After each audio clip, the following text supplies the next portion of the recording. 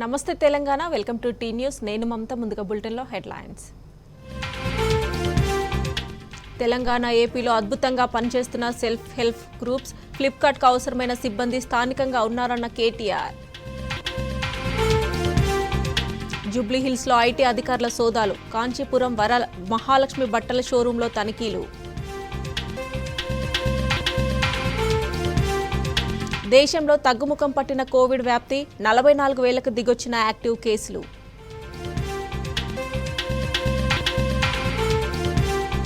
రాష్ట్రంలో మరో 3 రోజులు భారీ వర్షాలు 10 చోట్ల వడగండ్ల వాన పడుతుందన్న వాతావరణ శాఖ కేరళలో వందే భారత్ రైలుపై రాళ్లదాడి అద్దాల ధ్వంసం ఒక కోచ్ పూర్తిగా damage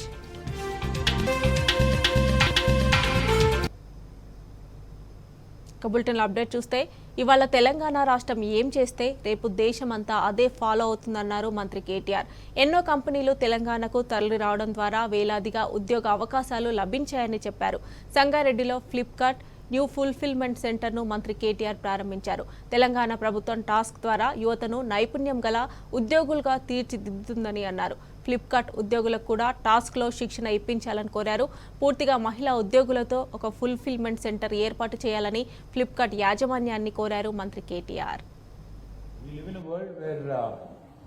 The largest book seller, the largest FMCG goods seller, even the largest fashion goods seller actually does not own a single brick and mortar store. There's no physical store per se. The largest transporter does not own a single vehicle. And the list goes on. I mean, e-commerce is literally redefined how we think, how we actually work, and how we kind of conduct ourselves in a day-to-day life. It's interesting how India has really adopted to selling and buying everything online, including groceries, including fashion goods, including electronics, including, I think, even big ticket items. And there was a time when people used to say that Indians are a very touchy-feely country and they have to touch and feel and only then they'll buy. But I think Indian women, kudos to them. I think they have certainly rediscovered the Midas touch and ensured that FMCG and fashion also have now become super popular in terms of how quickly they've adopted.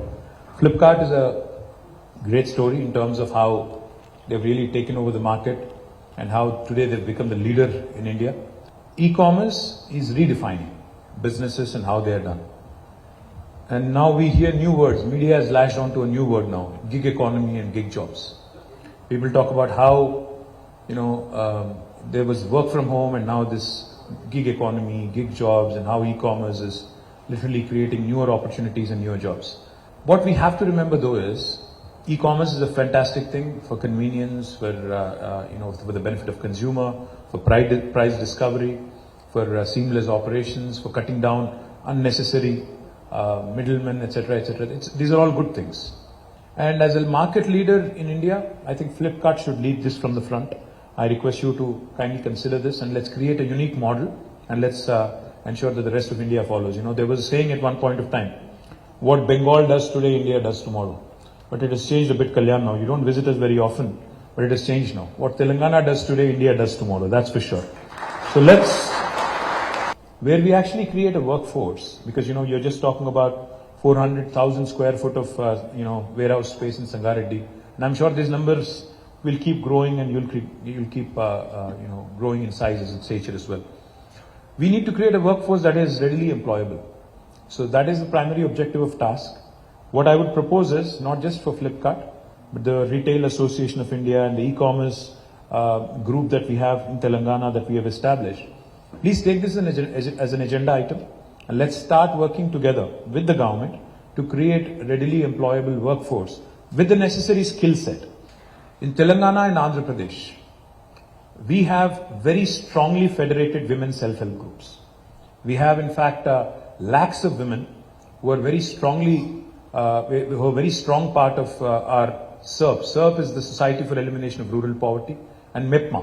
MEPMA is a similar arm in municipal administration. So both in towns and villages, we have very, very strongly entrenched women self-help groups.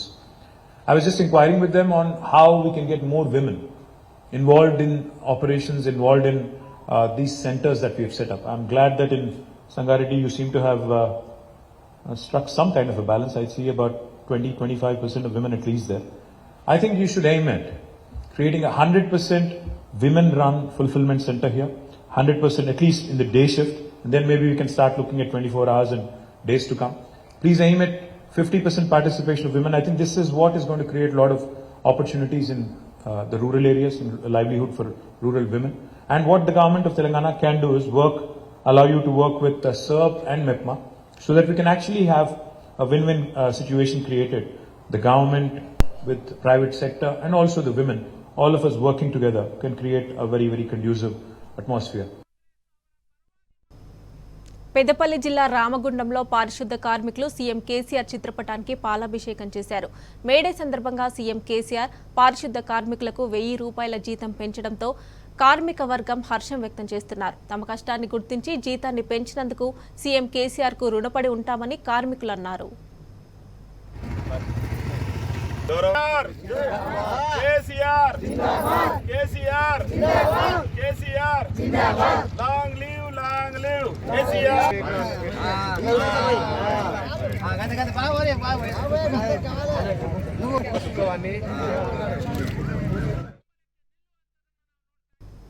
పల్లెలు పట్టణాల అభివృద్ధికి CM KCR కృషి చేస్తున్నారని MLA Chennamaneni Ramesh Babu అన్నారు.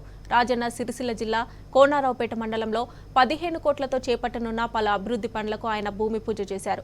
అకాల వర్షాలతో నష్టపోయిన రైతులను ఆదుకుంటామని హామీ ఇచ్చారు. కార్యక్రమంలో స్థానిక ప్రజాప్రతినిధులు, కార్యకర్తలు పాల్గొన్నారు.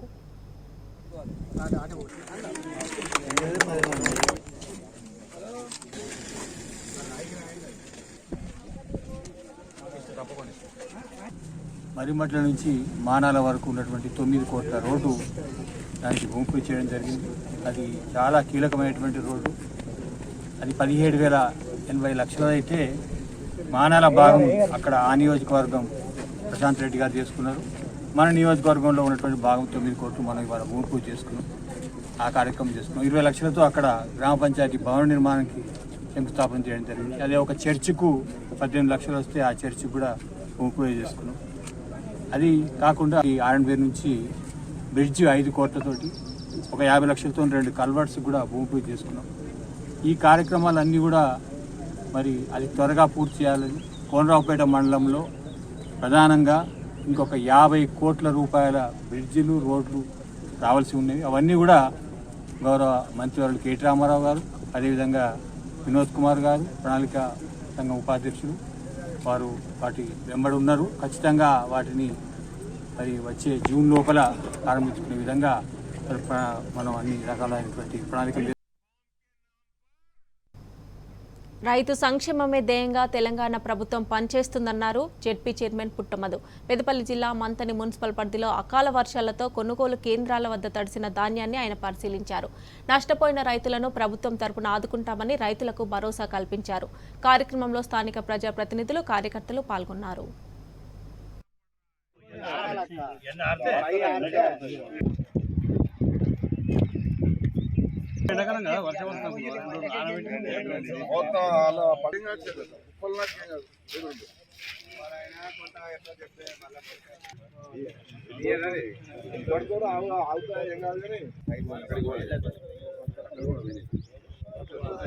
వర్షాలతో ఇబ్బంది పడుతున్నటువంటి రైతులకు కూడా కేసీఆర్ గారి ప్రభుత్వం అండగా ఉంటుందని ఈరోజు ధైర్యం ఇవ్వడానికే మంతని పట్టణంలో వడ్ల కేంద్రం దగ్గర పౌరోజ్ కాలనీలో వారి యొక్క పరిస్థితులను చూడడం జరుగుతూ ఉన్నది. ఏ కేంద్రం నుంచి అయితే మీరు వడ్లను జోకుతూ ఉన్నారో ఆ కేంద్రం పైన ఒత్తిడి తేవాలి. మీరు రైతులను ఇబ్బంది పెడితే ఉపేక్షించే అవకాశమే ఉండదు. రైస్ మిల్లర్లను కూడా హెచ్చరిస్తూ ఉన్నాం. రైతులకు అండగా ఉంటాం. వారి తడిసిన ధాన్యాన్ని కొనాలి, ఇప్పుడున్న ధాన్యాన్ని కూడా కొనాల్సిన బాధ్యత రైస్ మిల్లర్ల పైన ఉన్నది.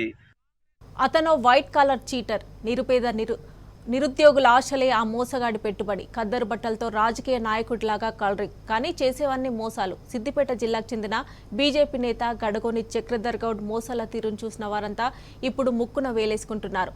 చక్రధర్ గౌడ్ మోసాలపై ఇప్పుడు పోలీసులు కూపిలాగుతున్నారు.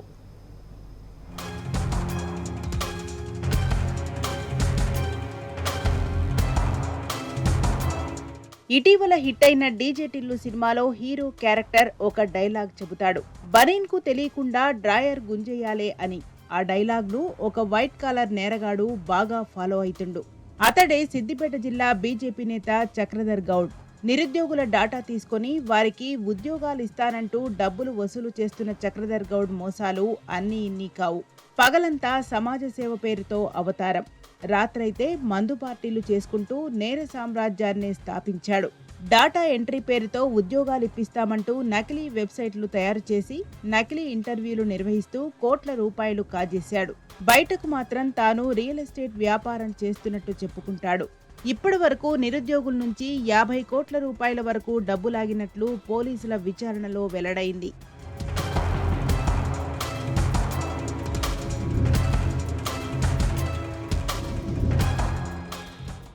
సిద్దిపేటలో తన కోసం ప్రచారం చేసే సుమారు 200 మందిని నియమించుకొని ఒక్కొక్కరికి నెలకు 20,000 రూపాయల జీతం ఇస్తున్నాడు చక్రధర్ గౌడ్. ఈయన సిద్దిపేట శ్రీమంతుడంటూ వీళ్లు ప్రచారం చేస్తుంటారు. మోసం చేసి సంపాదించిన డబ్బుతో ప్రతిరోజు తన ఉద్యోగులకు కార్యాలయంలో మందు విందు ఏర్పాటు చేస్తాడు. ఇలా అమాయకులైన నిరుద్యోగులకు ఎరవేస్తూ మోసంతో డబ్బు సంపాదించాలని టార్గెట్లు ఇస్తుంటాడు.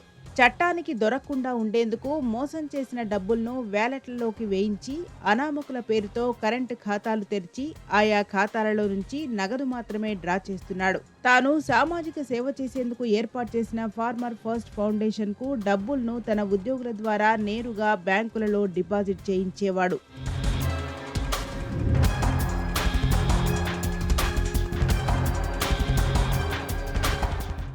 ఉద్యోగాల కోసం ప్రయత్నిస్తున్న వారి డేటాను చక్రధర్ గౌడ్ వివిధ వెబ్సైట్ల నుంచి సేకరిస్తాడు. ఒకేసారి 1,00,000 మంది డేటాను కొనుగోలు చేస్తాడు. నెలకు 2,000 మందిని డేటా ఎంట్రీ టార్గెట్గా పనిచేయిస్తాడు. సేకరించిన డేటాలో ఎవరెవరు ఏ ఉద్యోగాలకు ప్రయత్నిస్తున్నారనే సమాచారం ఉంటుంది. అందులో భాగంగానే డేటా ఎంట్రీ ఉద్యోగాలున్నాయని, నెలకు 20,000 నుంచి 25,000 వరకు సంపాదించుకోవచ్చంటూ అమాయకులకు వలవేస్తాడు. వాళ్లకు ఫోన్లు చేసి ఇంటర్నెట్ నుంచి సేకరించిన డాటా ఇమేజ్లను పంపించి వాటిని డాక్యుమెంట్గా మార్చాలని చెబుతారు. ఇలా సేకరించిన డాటాలో సాఫ్ట్వేర్, హార్డ్వేర్ సహా వివిధ ఉద్యోగాలకు ప్రయత్నిస్తున్న వాళ్ళు చాలా మంది ఉంటారు. అలాంటి వారు ఏ కేటగిరీలో ఎంతమంది ఉన్నారని వేరు చేస్తారు. అందుకు తగ్గట్టుగా ఆయా కంపెనీల పేరుతో నకిలీ వెబ్సైట్లు తయారు చేస్తాడు. ఆ నకిలీ వెబ్సైట్లో ఆ డేటాను స్టోర్ చేసి నిరుద్యోగ యువతకు ఫోన్ చేస్తారు. మీరు ఉద్యోగానికి ఎంపికవుతున్నారని, మీ బయోడేటా చూశామని, మీకు ఇంటర్వ్యూ ఉంటుందంటూ చెబుతారు. ఇంటర్వ్యూను పంజాగుట్టలోని తమ కార్యాలయంలో నుంచే నిర్వహిస్తారు. అయితే ఇంటర్వ్యూ కోసం ముందే 10,000 రూపాయల నుంచి 20,000 రూపాయల వరకు ఆయా ఉద్యోగాలను బట్టి డిపాజిట్ చేయాలంటూ సూచిస్తారు. దీంతో మంచి కంపెనీ అనే ఉద్దేశంతో నిరుద్యోగులు డబ్బు డిపాజిట్ చేస్తారు. నకిలీ ఇంటర్వ్యూ నిర్వహించి డబ్బు డిపాజిట్ చేసిన వాళ్లకు మాటలు చెబుతూ కాలయాపన చేస్తారు. నెల రోజులు కాగానే ఆ బ్యాచ్ మొత్తానికి సంబంధించిన ఆధారాలన్నీ ధ్వంసం చేస్తారు. నెల రోజులలో 3 కోట్ల రూపాయల నుంచి 5 కోట్ల రూపాయల వరకు వసూలు చేస్తారు.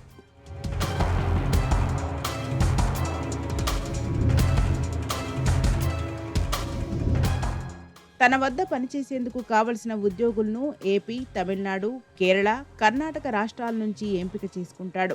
ఇందుకు ఆయా రాష్ట్రాలలో ఉద్యోగాల ప్రకటనలు వేసి స్టార్ హోటల్స్ లో జాబ్ మేళాలు ఏర్పాటు చేస్తాడు. అక్కడకు వచ్చిన వారిని ఇంటర్వ్యూ చేసి ఉద్యోగులను ఎంపిక చేసుకుంటాడు. పేద కుటుంబాలు ఉద్యోగాలు కావలసిన వారిని ఎంచుకుంటాడు. వారందరినీ హైదరాబాద్కు తీసుకొచ్చి ఆశ్రయం కల్పిస్తాడు. అమాయకుల నుంచి మోసం చేసి సేకరించిన డబ్బును వ్యాలెట్లలోకి మాత్రమే డిపాజిట్ చేయిస్తాడు.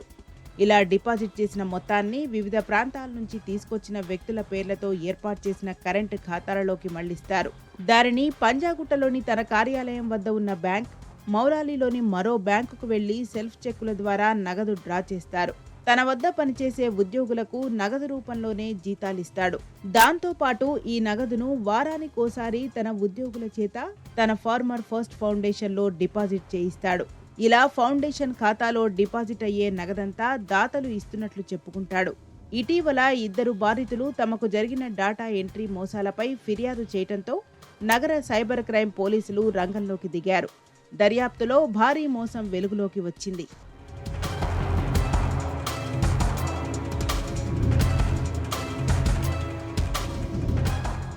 చక్రధర్ గౌడ్ మొదట్లో బ్యాంక్ ఏజెంట్గా పనిచేసేవాడు. ఆ తర్వాత తన బావుమరిదితో కలిసి రియల్ ఎస్టేట్ ఏజెంట్గా కొనసాగాడు.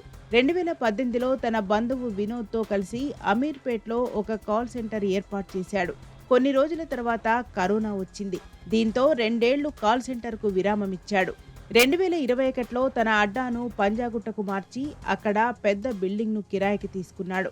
ఎక్కడా డౌట్ రాకుండా అనంతపూర్ నుంచి 1000 రూపాయలకు ఒక సిమ్ కార్డు కొనేవాడు. నిరుద్యోగుల డాటాను వివిధ మార్గాలలో సేకరించి టెలికాలర్స్కు అప్పగించేవాడు. కాల్ సెంటర్లో తెలుగు, ఇంగ్లీష్, హిందీ, తమిళ్, మలయాళం, కన్నడ తెలిసిన వారిని ఉద్యోగులుగా నియమించుకున్నాడు. నెలకు 15,000 రూపాయల జీతం, ఉచిత భోజనం, వసతి కల్పిస్తూ మోసాలు ఎక్కువగా చేసేవారికి ఎక్కువగా ఇంటెన్సివ్ ఇచ్చేవాడు. కేవలం 2,500 రూపాయల నుంచి 5,000 రూపాయల వరకు వసూలు చేసేవాడు. ఇలా సుమారు 22,000 మందిని చక్రధర్ గౌడ్ మోసం చేసి 10 కోట్ల రూపాయల వరకు వసూలు చేసినట్లు పోలీసులు ప్రాథమికంగా గుర్తించారు. మోసంతో సంపాదించిన డబ్బుతో బాచుపల్లి ప్రాంతంలో 4 ఫ్లాట్లు, ఖరీదైన కార్లు కొనుగోలు చేశాడు. సామాజిక సేవ చేస్తున్నట్లుగా రైతులకు, ఇతరులకు చెక్కులను పంపిణీ చేస్తూ ప్రచారం చేసుకున్నాడు.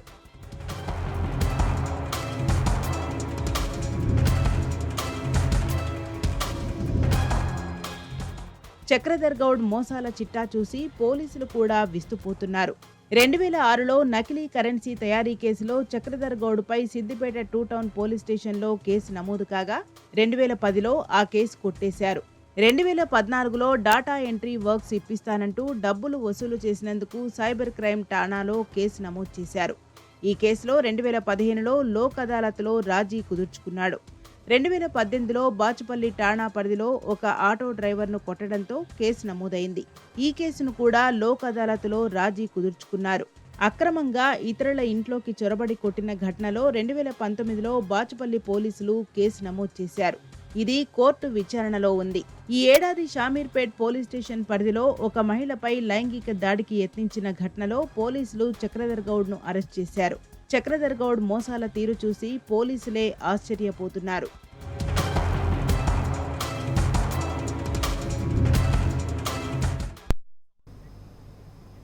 వరల్డ్ జాబ్ మార్కెట్లో పెను సంక్షోభం పొంచి ఉంది. ప్రపంచవ్యాప్తంగా 1.4 కోట్ల ఉద్యోగాలు మాయం కానున్నాయి. డిజిటలైజేషన్ తదితర కొత్త టెక్నాలజీల కారణంగా క్లరికల్ వర్క్ తగ్గిపోతుంది. అదే సమయంలో టెక్నాలజీ, సైబర్ సెక్యూరిటీ స్పెషలిస్టులకు డిమాండ్ జోరందుకుంటుంది. ముఖ్యంగా హైదరాబాద్లో ఉద్యోగాలకు భారీగా డిమాండ్ పెరగనుంది.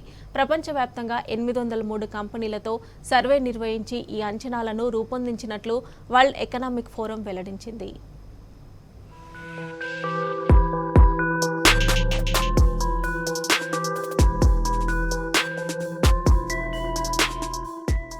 డిజిటలైజేషన్ తదితర నవ టెక్నాలజీల కారణంగా వచ్చే 5 ఏళ్లలో ప్రపంచవ్యాప్తంగా 1.4 కోట్ల ఉద్యోగాలు అదృశ్యమైపోతాయని వరల్డ్ ఎకనామిక్ ఫోరం హెచ్చరించింది.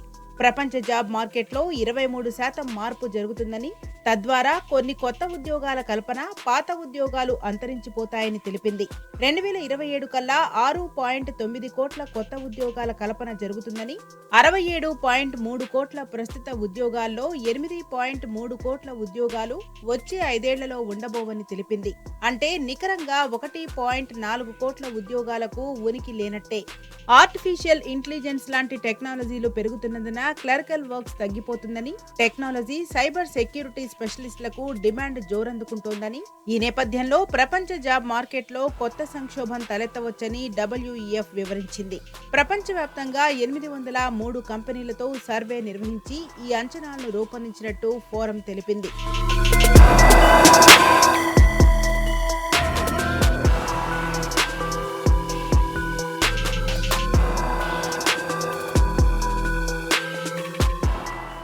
ఆటోమేషన్ కాకుండా టెల్లర్స్, క్యాషియర్లు, డేటా ఎంట్రీ ఆపరేటర్లు వంటి క్లరికల్ ఉద్యోగాలు వేగంగా తగ్గిపోతాయని, AI మిషన్ లెర్నింగ్ స్పెషలిస్టులు, సైబర్ సెక్యూరిటీ నిపుణులకు డిమాండ్ గణనీయంగా పెరుగుతున్నదని WEF తెలిపింది. అలాగే సరఫరా చైన్స్ లోకలైజేషన్, గ్రీనరీ కల్పిస్తాయని వివరించింది. డిజిటల్ యాక్సెస్ పెరగడం, టెక్నాలజీని కంపెనీలు అందిపుచ్చుకోవడం కూడా కొత్త ఉద్యోగ కల్పనకు కారణమవుతోందని పేర్కొంది. అయితే నెమ్మదిస్తున్న ఆర్థికాభివృద్ధి, సరఫరా కొరతలు, ద్రవ్యోల్బణం కారణంగా తక్షణ ఉపాధి నష్టాలు ఉంటాయని WEF హెచ్చరించింది.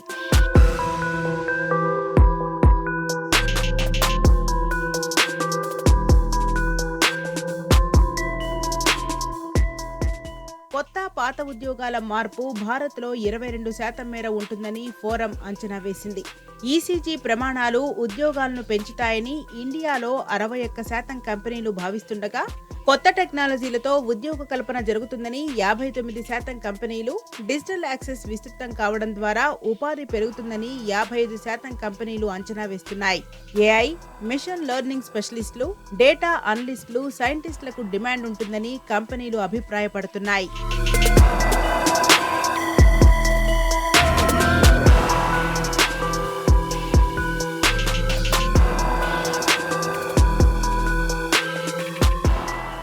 ఇటు దేశవ్యాప్తంగా వైట్ కాలర్ ఉద్యోగాలకు డిమాండ్ అంతకంతకు పడిపోతోంది. గత నెలలో 5% డిమాండ్ పడిపోయి 2715 నియామకాలకు తగ్గినట్టు నౌకరీ.com తాజాగా వెల్లడించింది.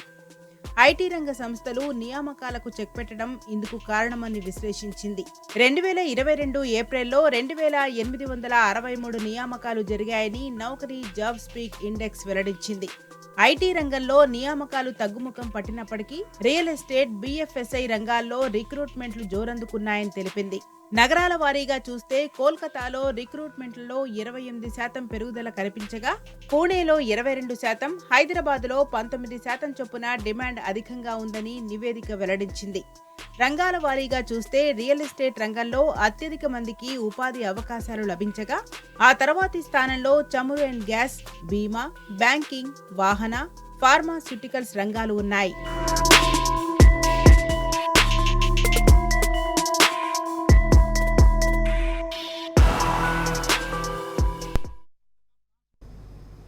జీఎస్టీ వసూళ్లలో తెలంగాణ అరుదైన రికార్డు నమోదు చేసింది.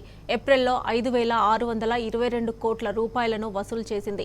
కౌన్సిల్ ఏర్పాటు తర్వాత 5 కోట్ల మార్కును దాటడం ఇదే తొలిసారి కావడం విశేషం.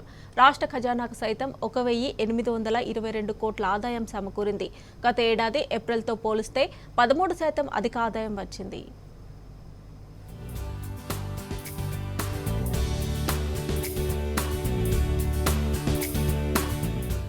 దేశానికి అధిక ఆదాయాన్ని గడించి పెట్టే 5 రాష్ట్రాల్లో తెలంగాణ టాప్ వరుసలో ఉంది. దేశ ఖజానాకు ఒక్క ఏప్రిల్లోనే సిజిఎస్టీ, ఐజీఎస్టీ, ఎస్జీఎస్టీ, సెస్సులు కలిపి 5,622 కోట్లు గడించి పెట్టింది. 2022-23 ఏప్రిల్లో ఇది 4,955 కోట్లుగా నమోదైంది. కౌన్సిల్ ఏర్పాటైన నాటి నుంచి రాష్ట్రంలో జీఎస్టీ వసూలు 5,000 కోట్ల మార్కును దాటడం ఇదే మొదటిసారి కావడం విశేషం. ఏప్రిల్ 2023లో రాష్ట్రంలో 1,822.98 కోట్ల ఎస్జీఎస్టీ వసూలు కాగా 1,891.06 కోట్ల ఐజీఎస్టీ వసూలైంది. గత సంవత్సరం ఏప్రిల్ వసూలుతో పోలిస్తే ఇది 13% అధికం. 2022-23 ఆర్థిక సంవత్సరం ఏప్రిల్లో వరుసగా ఎస్జీఎస్టీ 1,662.97 కోట్లు, ఐజీఎస్టీ 1,498.55 కోట్లు వసూలయ్యాయి.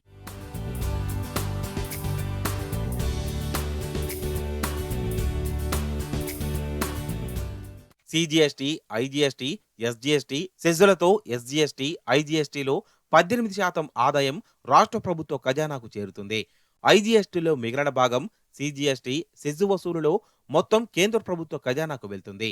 జీఎస్టీ కాక 2023-24 ఏప్రిల్లో పెట్రోల్పై 1,243.32 కోట్లు, మద్యంపై 1,058.77 కోట్లు, ఇతర రంగాల నుంచి 60 కోట్ల ఆదాయం రాష్ట్రానికి సమకూరింది. కిందటేడాది ఏప్రిల్లో పెట్రోల్ ద్వారా 1,206.13 కోట్లు, లిక్కర్ ద్వారా 1,106.78 కోట్లు, ఇతర రంగాల నుంచి 53.45 కోట్ల ఆదాయం రాష్ట్ర ఖజానాకు చేరింది. 2022-23లో పెట్రోల్, లిక్కర్, ఎస్జీఎస్టీ, ఐజీఎస్టీ, ఇతర రంగాలు మొత్తం కలిపి 5,527.88 కోట్లు రాష్ట్ర ఖజానాకు చేరగా 2023-24లో అది 10% వృద్ధి చెంది 6,076.13 కోట్లకు చేరింది.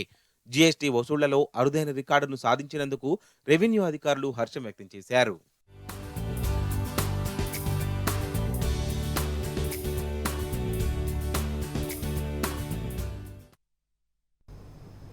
లక్నోతో మ్యాచ్లో ఆర్సీబీ అదరగొట్టింది. చిన్న టార్గెట్ను కాపాడుకొని అద్భుతమైన విజయాన్ని సాధించింది. ముందు బ్యాటింగ్ చేసిన బెంగళూరు నిర్ణీత ఓవర్లలో 9 వికెట్ల నష్టానికి 126 పరుగులు చేసింది. ఓపెనర్లు డూప్లెసిస్ 44, కోహ్లీ 31 పరుగులు మినహా మిగతా బ్యాటర్లు విఫలమయ్యారు. అనంతరం స్వల్ప లక్ష్యాన్ని ఛేదించేందుకు బరిలోకి దిగిన లక్నో 108 పరుగులకే ఆలౌట్ అయింది. బెంగళూరు బౌలర్లు విజృంభించడంతో లక్నో బ్యాటర్లు ఒకరి తర్వాత ఒకరు పెవిలియన్కు క్యూ కొట్టారు. దీంతో ఆర్సీబీ 18 పరుగుల తేడాతో విజయం సాధించింది.